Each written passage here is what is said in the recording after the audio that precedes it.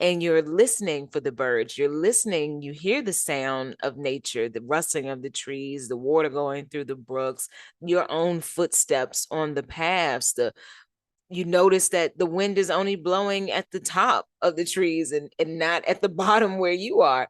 And it stops you. It's humbling. It leaves you in awe. It gives you a sense of, again, childlike wonder.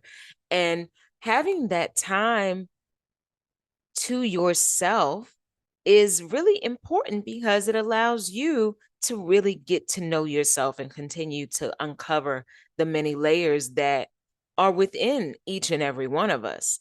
And sometimes it's